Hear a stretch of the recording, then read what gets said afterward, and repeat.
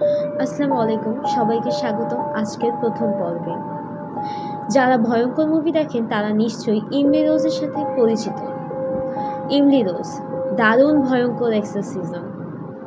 এই গল্পটি 1970 দশকের জার্মানির অ্যানালিজ মিশেল নামের এক মেয়ের কাহিনী। এটি বিশ্বাস করা হয় তার ভিতরে 6টি দানবীয় আত্মা দখল করেছিল। তারই ভিত্তিতে 2005 সালে একটি হরর মুভি তৈরি করা হয়, দি এক্সোরসিজম অফ ইমলি রোজ।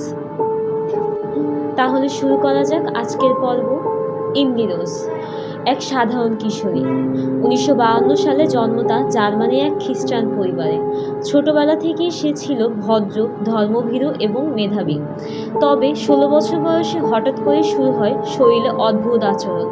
রাতের ঘুমের মধ্যে দম বন্ধ হয়ে যাওয়া, শরীর হঠাৎ কাঁপা শুরু করা, তার নিজের জিভ কামড়ে ফেলা।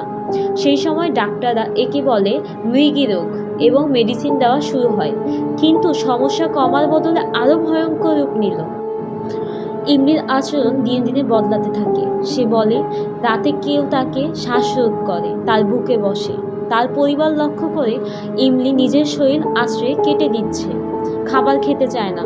কারণ জিজ্ঞেস করলে বলে ভেতরে কিছু একটা আমাকে আটকাচ্ছে। ক্রসের দিকে তাকাতে পারে না, জোরে চিৎকার দেয়। অপরিচিত ভাষায় কথা বলে যা সে নিজে জানেও না, যেমন ল্যাটিনা আমেরিকান। একদিন সে বলে আমি অনেকগুলো আত্মার কণ্ঠ শুনি, তারা বলে আমি তাদের ঘর। ইমলি এর মা বাবা বুঝতে পারেন এটি শুধু মানসিক রোগ নয়। তারা চার্চে যান এবং একজন পুরোহিত কেসটি দেখতে শুরু করেন। পুরোহিত বলেন এটি মৃগ নয়, এটি এক বা একাধিক আত্মের দখলে। তখন শুরু হয় কেস অনুমোদনের জন্য পোপের কাছে আবেদন, এবং পোপ অনুমতি দেন এক্সোরসিজম করার। ইমলি এর পরিবার মেডিসিন বন্ধ করে দেয় পুরোহিতের নির্দেশে। 1975 সালে শুরু হয় ইমলি এর উপর এক্সোরসিজম। এই রিচুয়াল চালানো হয় 67 বার, টানা 10 মাস ধরে। প্রতি সপ্তাহে 1 থেকে 2 বার করা হয় এই ভয়ঙ্কর অনুষ্ঠান। ইমলি তখন বলে আমার মধ্যে 6টি আত্মা আছে, Lucifer, Kane, Hitler, Judas, narrow এবং ফ্রেশ। ইমলি গলা পরিবর্তন করে বলতো পুরুষ কণ্ঠে সে খেতে চাইতো না, কারণ বলতো তারা খেতে দিচ্ছে না। তার শরীর ক্রমেই শুকিয়ে যাচ্ছিল, হাড় বের হয়ে যাচ্ছিল, চামড়া ফেটে। একদিন রেকর্ড করা হয় তার চিৎকার, যেটি আজও ইন্টারনেটে পাওয়া যায়, এবং অনেকেই বলেন এটা তাদের সবচেয়ে ভয়ানক শব্দ অভিজ্ঞতা। ইমলি রোজ মারা যায় 1976 সালের 1 জুলাই, মাত্র 23 বছর বয়সে। মৃত্যুর সময় তার ওজন ছিল মাত্র 30 কেজি।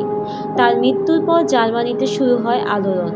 পুরোহিত আর ইমলি এর মা বাবার বিরুদ্ধে মামলা হয়, নিগ্রহ ও চিকিৎসার অবহেলা অভিযোগে। মামলা চলে দীর্ঘদিন। ইমলি এর এক্সোরসিজমের রেকর্ড আদালতে বাজানো হয়। অনেকে বলে এই মেয়ে সত্যিই পসেসড ছিল, কিন্তু বিজ্ঞানের লোকেরা বলে এটা ছিল মানসিক রোগ আর ধর্মীয় অন্ধবিশ্বাস। পুরোহিত ও মা বাবা দোষী সাব্যস্ত করা হয়, তবে হালকা শাস্তি দেওয়া হয় ধর্মীয় কারণে। ইমলি এর মৃত্যুর আগে মা বাবার উদ্দেশ্যে একটি চিঠি লেখে।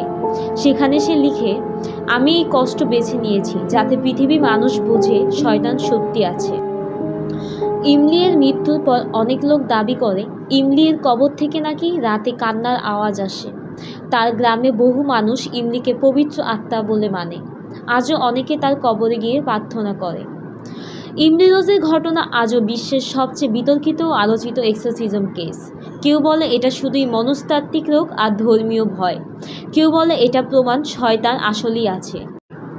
এই গল্প শুধু সিনেমা নয়, এটি একটি বাস্তব, কষ্টদায়ক, বিভীষিকাময় ঘটনা।